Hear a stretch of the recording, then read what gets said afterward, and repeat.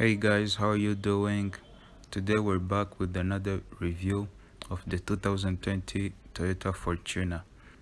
Once again, special thanks to Toyota Rwanda for letting me use this vehicle for the video.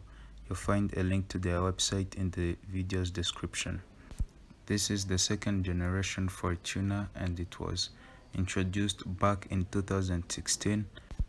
The Toyota Fortuner kind of slots in between the Land Cruiser 200 and Land Cruiser Prado, but the Toyota Fortuner is much more sporty in terms of driving characteristics.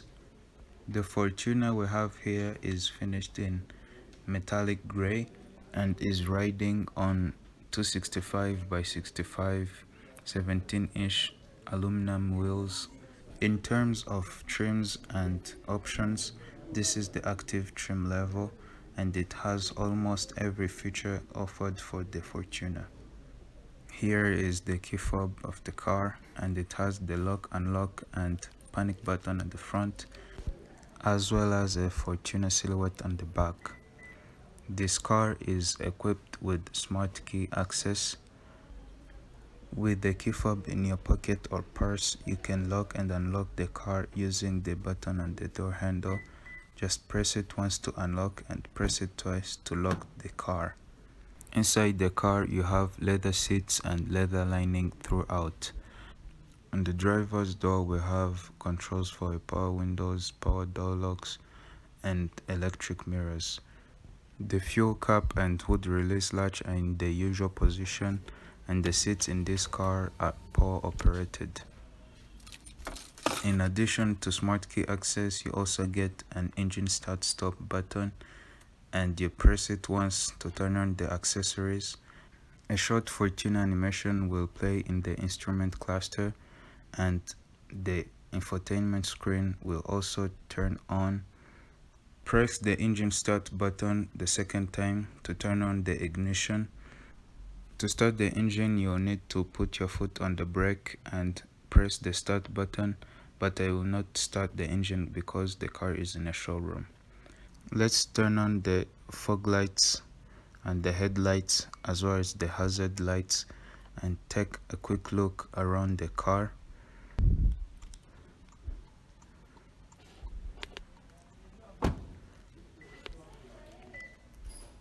Those are the warnings from the car notifying you that it has lost proximity to the key fob. This car has LED turn signals integrated in the side mirrors. The headlights, daytime running lights and the fog lights are all LED and the turn signals are halogen. The taillights on this car are also LED and the turn signals are halogen. I believe the reverse lights are halogen bulbs as well.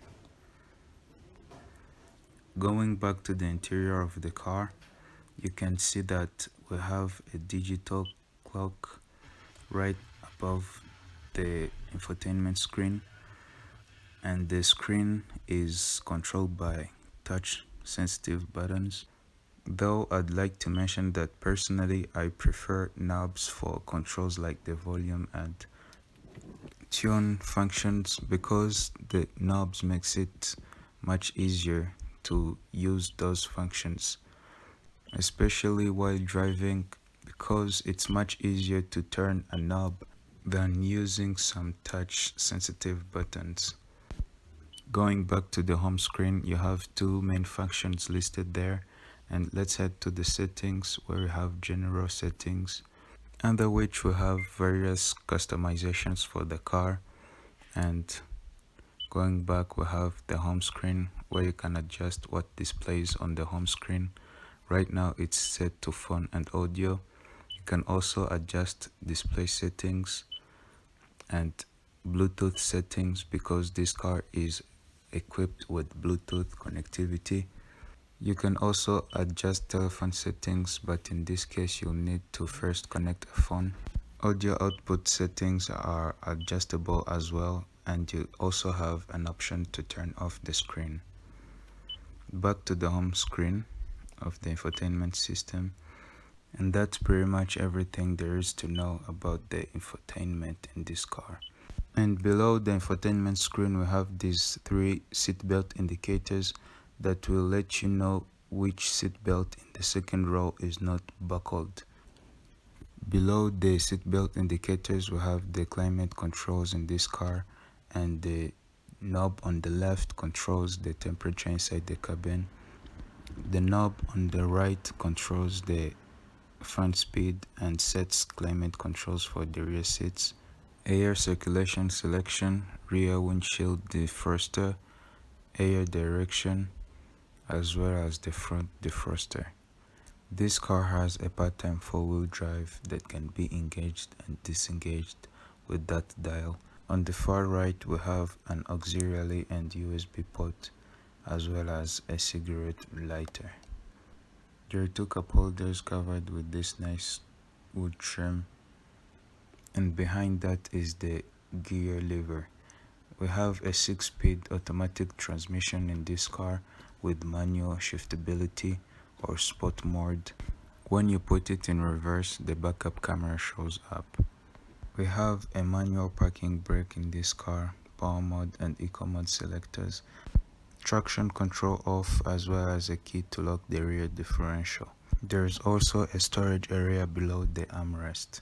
On the steering wheel we have volume controls, tune and sync tracks controls, hold to mute button, a voice command button, as well as your Bluetooth hands-free controls. On the other side of the steering wheel we have controls for your multi-information display located in the instrument cluster, where we have different menu screens. The first one is your fuel economy, your audio settings, your notification screen, and settings for the multi-information display.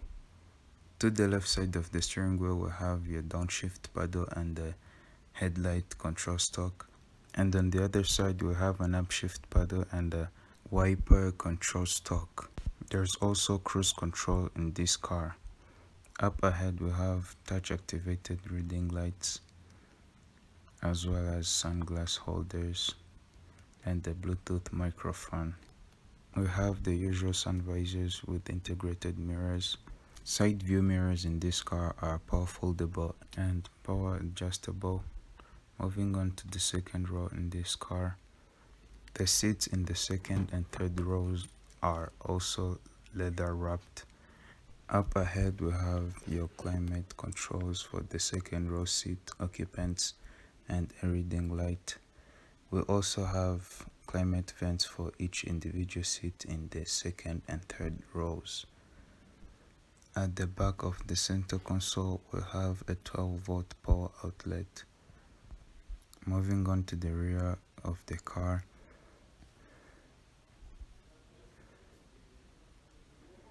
we have the backup camera. The tailgate of this car is not power operated. Lift the tailgate and you'll find the third row seats of the car, as well as a humble 253-liter trunk volume. You'll also note that the third row seats retract to the side of the car, which is really popular among Toyota cars.